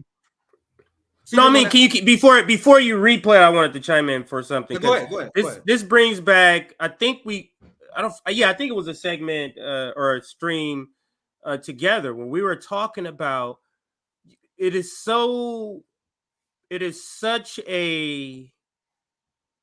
it's so telling that these people who are claiming to be left are not that. Left doesn't run from reporters about their policy. The left doesn't run from reporters. The left doesn't duck and dodge. The left doesn't avoid talking to their constituency because of their policy. The left stands proudly on their policy because you believe that it's moral. When you know you voted for a terrible war while you're voting for austerity, this is what you do. You run, you duck and hide, you hear shit, and you just pretend you don't respond. It is such telling that this realignment that the left has gone through, especially the elected left, is such shining a light on this is such an illusion. The progressive Democrat is such a mirage, and it's been uncovered. Go ahead. I have all the funk in the world for these people. I am more focused on destroying these people than anyone else in the duopoly. There is not enough anger about what Rashida Tlaib, the squad, and Bernie Sanders has done. They have did one of the biggest sins out of anyone in Washington. Joe Manchin, anybody. These people preyed on the most vulnerable. Single mothers with 2 kids. They're like, can you give me $1? Bernie Sanders sending single mothers emails. Can I get $1? I will fight for you. AOC, hey, I know you broke. Please give me $5. I'm going to fight for you. Then they get elected and they betray us in the worst way possible. How is that not worse than anything Joe Manchin has done? I have all the funk in the world for these people. I'm going to play it again, and you guys and the rest of the panel can chime in. Look at this cowardice bullshit by Rashida Tlaib.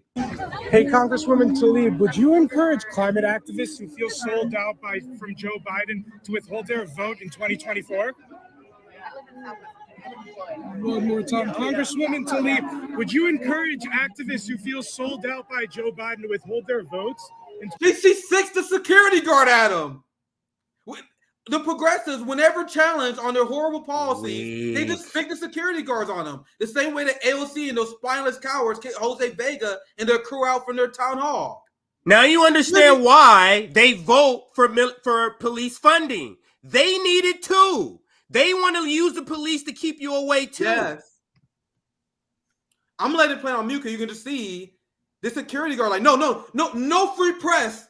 We do not believe in the fucking free press. No questioning our queen. Everything that I hate in politics, the squad and Bernie Sanders has become. And it's unbelievable to see. Literally unbelievable to see how open they are betraying people. And people allow them to get away with it. You want to know one of the people that allows them to get away with it? The Sunrise Movement. The Sunrise Movement. The Sunrise Movement retweeted that. Look, this is what the Sunrise Movement retweeted. Did the Sunrise Movement retweet her running from reporters? Did the Sunrise Movement mention how she endorsed a guy who expanded the Willow Project? No, they're gonna tweet this bullshit out. Look at this. Thank you for being out here. You know, the Sunrise Movement is gonna give them a platform to bullshit you. White House needs to understand this is not only a climate emergency and a climate crisis, but the fact of the matter is corruption needs to stop.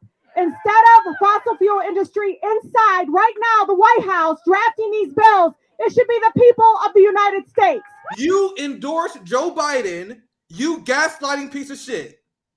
So the Sunrise Movement and left movements are giving her a platform so she can lie to you.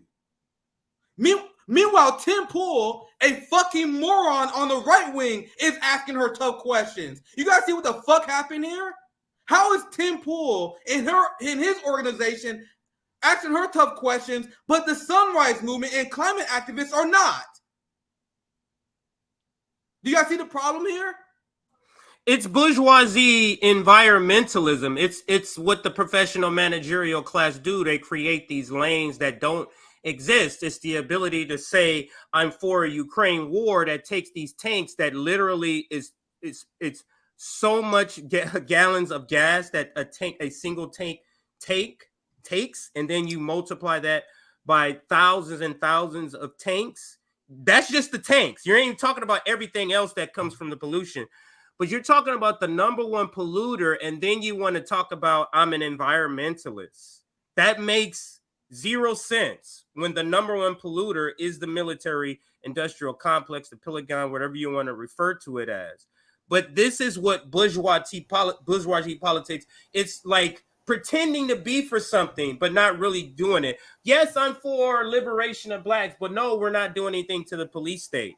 No. We're not doing that. That's the sort of bourgeoisie environmentalism is what I'm going to call it. Go ahead.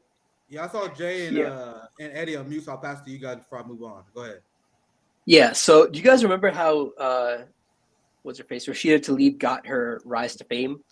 She was basically doing what Jose Vega was doing. Disturbing Trump, I remember that. Disturbing all of those Trump rallies and everything. And now she's basically shitting on the same people that would end up maybe becoming her in like 5 years or something. So to see her go from that to whatever the fuck this is, you know, it's like the saddest fucking thing on the planet. And I think this is why people are getting so disenfranchised from electoral politics, because like we see what this gets us. You know, you look at her, look at AOC, look at Kirsten Sinema.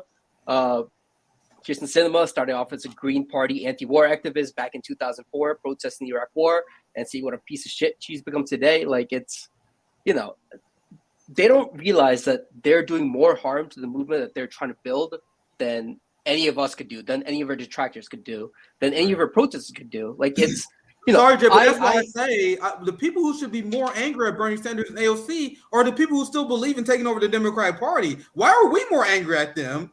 No one discredited the idea more than Rashida. But sorry, John, once you continue. Yeah, exactly. To what you were saying, like, we have more reason to be mad than anybody else because we fucking worked our asses off to get you guys elected, and now you guys are making our jobs difficult. Because how the fuck are we supposed to like promote you guys in the future? Now we can't. We're done. And that's why I fucking left the entire electoral politics arena, because it's just not worth my fucking time. Like, it's if this is what we get, if this is what we're gonna get, I'm out. Like, I'm done. Like, fuck this shit, you know. And I think that's the sentiment a lot of people have. Yeah, go ahead. I'm sorry. No, you're good. And the people running the Sunrise Movement, you know, if they weren't doing that, they would be Democratic Party staffers. You know, it's basically an arm of the Democratic Party, and it's these political careerists, people who graduate with a degree in political science, and then you need a job, and the high-paying jobs are running a movement like that, or you know, being a Democratic staffer, working for the Biden campaign. Those were the kind of jobs that I turned down out of college. But you know, a lot of people take those, and it makes it really easy to be an opportunist. You know, even if people have good intentions when they join a movement like the Sunrise Movement, it's really easy to get sucked up into that Democratic machinery. And yeah, it's garbage. We see the result of it right there with Rashida Tlaib, which is, I like what CJ said so much. Like, that is not what a leftist does. One of my favorite quotes of all time from Che Guevara is, "It's not my fault that reality is Marxist." You know, the truth is on our side. So if you have to run away from a reporter who's asking you an honest and legitimate question, that shows that you don't believe you have the truth on your side. Absolutely, Eddie. Absolutely. And the Sunrise Movement and Black Lives Matter are two examples of why you never run a movement within the Democratic Party. The Democratic Party took original activists, they took the movement, the Sunrise Movement and Black Lives Matter, and they immediately flipped it just like that. The leaders of Black Lives Matter got mansions, and now they're Democrats now. Sunrise Movement now doing PR and giving a platform to a fucking liar instead of calling her out the way that Tim Pool is. You gonna let Tim Pool outflank you on climate? What the hell? So this is the platform they got. I'll play just a little bit more and I'll move on to the next part. Instead of fossil fuel, this is what the Sunrise Movement wanted to focus on, instead of the fact that Rashida Tlaib is a Democrat who endorsed Joe Biden a year and a half before the election.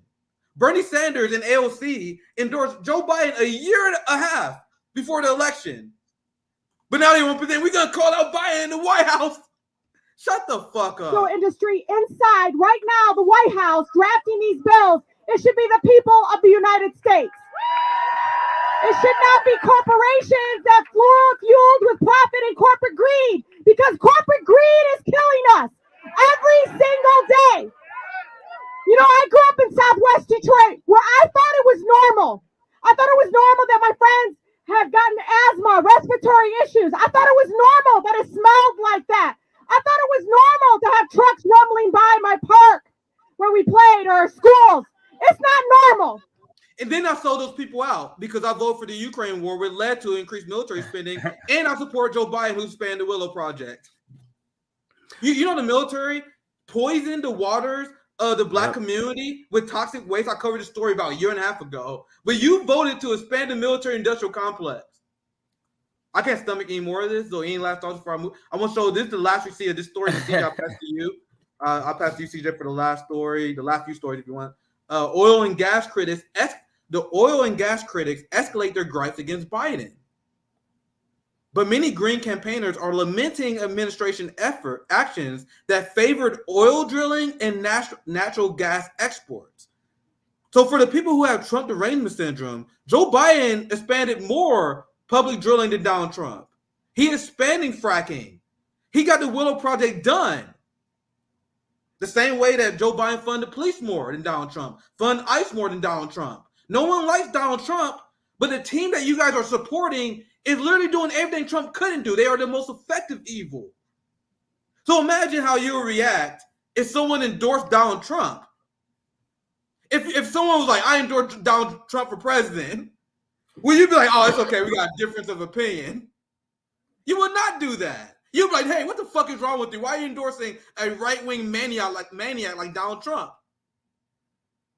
But people who endorse someone like Joe Biden, whose record is much worse than Trump, but we are supposed to overpass that and overlook that? That's my last thoughts. Any last thoughts on the story, guys? And I'll pass to you, CJ. Any last thoughts? Anybody? I just want to do a couple of quick reactions. A couple of tweets to show everybody. Eddie, I know Eddie. We can. I know Eddie got to get going here soon. Eddie got to get. Yeah, I want to give you a chance to plug and promote anything. Last thought before we get out of here. Thank you so much. Sorry, I got wrestling practice coming up, but thank you guys so much for having me on. This was an amazing panel, and the Midwestern Marx Institute for Political Theory and Marxist Analysis. We just got published in Newsweek actually talking about this debate in Cornel West. So you can check that out. It was on their front page, which was pretty exciting for us. MidwesternMarx.com, and then we're on YouTube. We stream pretty much almost every day. So thanks for having us on. No, thank you, Eddie. Always great to have you on, man. You're killing it over there on TikTok. You're killing it, brother. Thank you. We'll keep it I'll up. pop you in the back now. Now, CJ, I'll pass to you. I maybe got another 15 minutes or so for I had to bounce, but this is gonna be very short. This is gonna be very short. I'm just gonna kind of just scroll through some tweets and then to get your reaction. One of the main things I want to scroll through is to get to a poll and just get your reaction, because it's actually the poll is about to hit 5,000 people, so it's kind of interesting to just kind of get your reaction to it. But I mean, this is a no-brainer. Everybody, we kind of knew what this was going to be. The reason I put it up there, I feel like I have to create receipts when I hear the professional managerial class just say just ridiculous shit. And I was hearing them say, the reason they weren't supporting RFK when it was just RFK and Marianne Williamson. RFK is great and this and that, but by far, Marianne Williamson has the best left positions. That's what I heard. And I was like, that's absurd. That is absurd. And then when Cornel West got in, I was like, I think Marianne Williamson would actually be number 3 in that. And that's actually what this poll is bearing out, Nick, Zoya, and Apollo, that Cornel West, of course, is getting the majority. And here's the question. Regardless of what party they are running under, which candidate has the best left policy positions? and by far, like Yeah, by they got far and almost away, 5,000 votes too. That's like almost Cornel 5,000 West. votes in that poll. Yeah, we're about to hit 4,800 votes. And Cornel West got 71.8%, of course, blowing them away. And then RFK Jr. came in at 15.8, and Marianne Williamson at 12.4. That's why I said that Dr. Cornel West was the death blow to Marianne Williamson's already dying campaign, because there were a lot of shit-lib logic going on. Remember the people who cancel people over their health opinions? That's the red line for people. You can be pro-war, you can vote, you can support Nazis in Ukraine like Marianne Williamson, but God forbid you got a different opinion over vaccines than I do, then you're canceled. So Marianne Williamson still has kind of shit-lib people who are COVIDians who hated RFK support. But now that Dr. Cornel West is here, it's over, son. Like, RFK because COVID takes, but yeah, Dr. Cornel West is the one, and that shows by your polling there. Yeah, so that was one thing I wanted to show and get your reaction. Sorry, see, I just read his comment. He said, and they mentioned what you reported on in that poll. Remember when people were trying to pretend that Marianne Williamson had a good poll, and that same poll showed that other polled higher than her? Right. and this guy in the comment mentioned that. Big shout out to them. Go ahead, CJ. No, I was just gonna say, Jay and Zoya, did you want to chime in on that part before I move to the next the poll before I move to the next quick little tweet to get your reaction on? No, I'm good. Okay. All right. So here's another one. Now, this story right here, very funny in the sense that they made these laws. Sort of messaging is what they're calling it now. Messaging is sort of be like, we're tough on immigration, and now those farm workers are leaving the state in Grove, and they're like, wait, we didn't mean it. And this headline here: Florida Republicans admit they made a big mistake with anti-immigration law. And we're just going to play this video. It's very short. It's like a minute long, but she's breaking down how they have this. They're speaking to these workers and said, please tell your friends to come back. Please tell your friends not to keep moving away. We need you workers. We're mad. Sorry. This is the reaction to this law. Wow, so some Florida Republicans are now backtracking and begging immigrants to stay in Florida now that they realize that SB 1718 will affect them negatively as well. Rick Roth, a third-generation farmer and Florida Republican, admitted in a meeting in South Florida that yes, SB 1718 was created to scare you, and he told the audience to convince your people to stay now that agricultural workers are leaving the state and Florida farmers are mad. Here's a clip from that meeting. Let me know what you guys think about this in the comments. I'm a farmer, and the farmers are mad as hell. Yo soy un agricultor y los agricultores están bien bravos. We are losing employees. They're already starting to move to Georgia and other states. Estamos perdiendo empleados y se están mudando a otros estados como Georgia. It's urgent that you talk to all your people and convince them. Now, when you see the full clip, because I couldn't find it on TikTok, he said, and convince them to stay or come back. So it's insane. But any reaction to that, and then we can close out here. I'll pass it to James Zoya. No reaction, but so then closing thoughts. So let's go to Zoya because I know you had a little bit of internet issues, so you were kind of silent, but you came in with some fire. But any last thoughts overall? I know you also wanted to kind of shout out some things about Cop City. I covered that, so wait for that clip to be coming out probably on Saturday. That clip will probably come out. And I had 2 segments, and it was just the outcry segment because it was just so much great footage of just the people showing up, just so many people, 15 hours of just testimony and some of the great speeches that was given. I played that. And then some of the repression. We covered the article on the Black Agenda Report written by Margaret Kimberly and how she talks about how Atlanta and Georgia is implementing state repression to put this on. The people don't want this. And they've expressed that. And you told us this is how we do democracy. This is proving to me we don't live in a democracy. The people came out and followed your instructions. So all of those votes should have been no. but it was 11-4. Go ahead, Zoya, and then we'll go to Jay for any final words. Yeah, and this is not the first time that organizers are standing up to the city council there and being ignored, but they have managed to delay this project because originally it was supposed to go up in 2021, and here we are in 2023. So causing a disruption definitely works. And I was just so personally moved listening to these speeches. And if people haven't, I highly recommend seeking them out, because people were talking about abolitionist messaging and things I didn't think I'd hear on such a wide scale in my lifetime, being revived from our revolutionary roots and finally spoken on record in these government proceedings, because people aren't just asking for the forest not to be torn down, for Cop City not to be built. People are asking for capitalism to be abolished, for the police to be abolished. This is a much larger movement. It definitely has support nationwide, and we are seeing cops using completely unconstitutional tactics and attacking activists who were just coordinating bail funds. I mean, there's no merit to these charges. Even a judge had to say that they're flimsy. And we've seen even legal observers be detained, and they have not been convicted, but they're trying to charge them with domestic terrorism.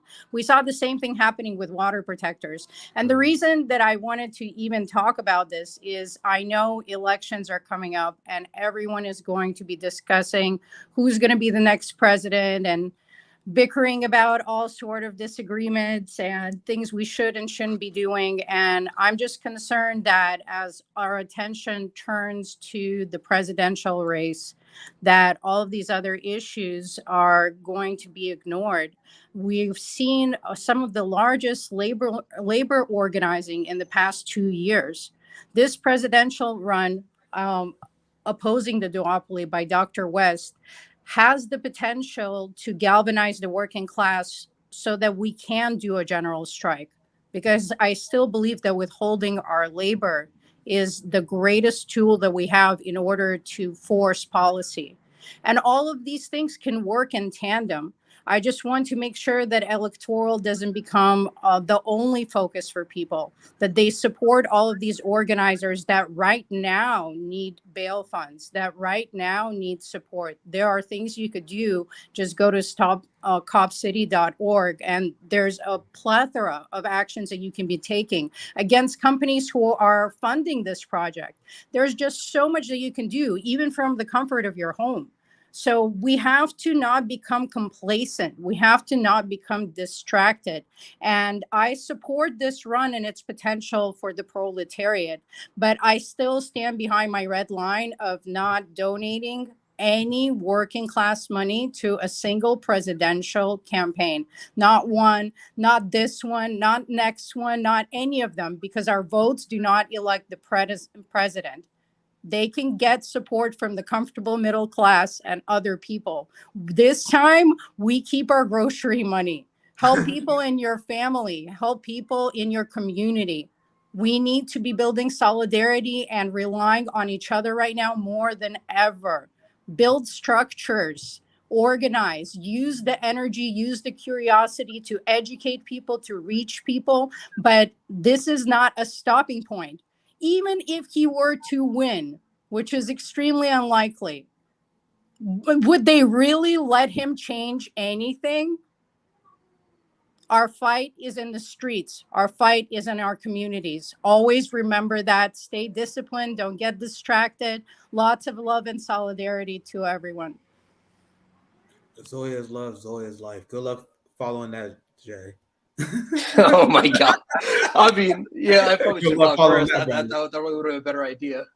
Well, just for whenever you see me do Nick and Nice with Zoya, when Zoya go off on a rant like that, and I'm like, all right, time to wrap up, guys. See you guys tomorrow. I mean, I'm just looking at Zoya. I'm like, fuck, I can't follow this up. But to what she said though about even if Cornel West were to win, that is a very important point, because if you remember, Donald Trump, whenever he, and like once in a blue moon, whenever he did something good, like I can't remember specifics now, but he was trying to pull U.S. troops out of some country that we need to be in. I think it was Syria. He was trying to pull U.S. troops out of Syria.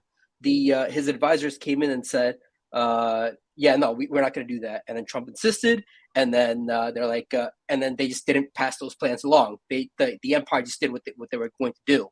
So the point of that is, like, there is still, even if we get the person we want in office, there's still always going to be a long fight, regardless, because the presidency, even on paper, is meaningful, but elsewhere there's like behind the scenes, there's always a big fight to get the actual policies implemented.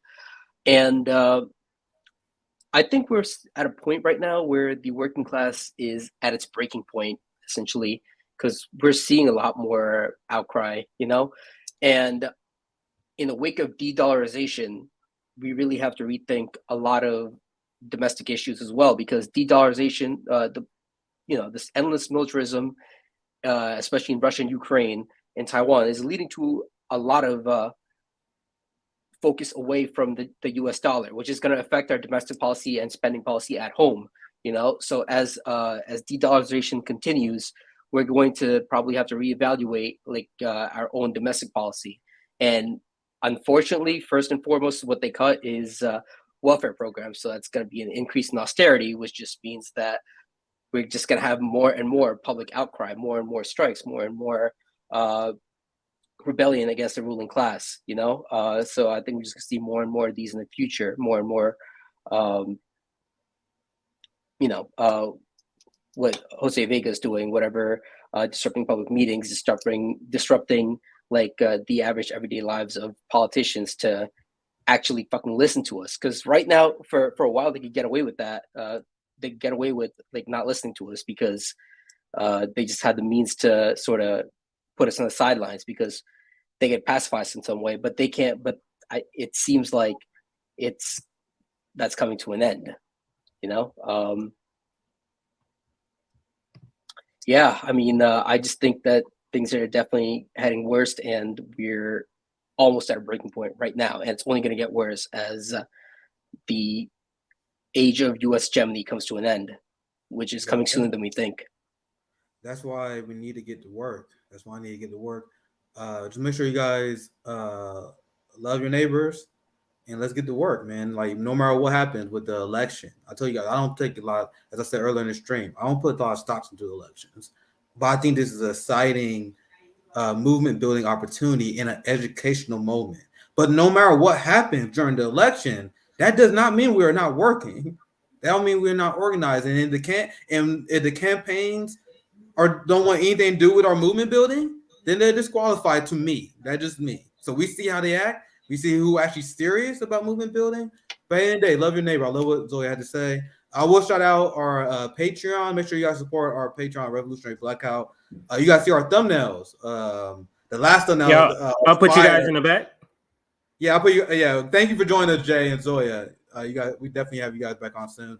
But make sure you guys, if you want to support the show, if you love the thumbnails, I love the thumbnail with the cow. I don't know if you saw the comments. I think the most like comment on the video. It was like last time I saw it was like plus 45. They said you guys need to get your thumbnail creator a raise. I was like, hell yeah! Everyone in the comments is praising Aaron because her thumbnails are incredible. So if you guys want her to get raised, support our Patreon, support our GoFundMe, because we want her to be paid her fair labor value. So if you love our thumbnail, please support us and we continue to grow. That's my last pitch. CJ, any last thoughts before we wrap up? Frank, sorry, let me read. I'll read it. So I had it up for a while because I didn't. Oh yeah, we got a couple of super chats. Chats. There was Frank left a super chat saying my community was contaminated by a military installation in Memphis. Guys, this is super common. I did a story before where the military were caught polluting in Black communities because they know they can get away with it. We still sick from it, and they stole money that was supposed to go back to our communities after they sold us off site. And we saw what happened with the Navy. The Navy had a giant oil spill in Hawaii waters that can hurt the indigenous Hawaiian people. So if you're not against militarism, you are not environmentalist. You're a fraud. Let me see if there's any extra. I think that was the last one from Frank. So CJ, I'm gonna pause myself. Anything else you want to add before we wrap up? No, yeah, I'm gonna just do a couple of announcements. I'm gonna show. You can drop out whenever Y'all you see, want. I'm yo. just gonna show some of Aaron's graphics.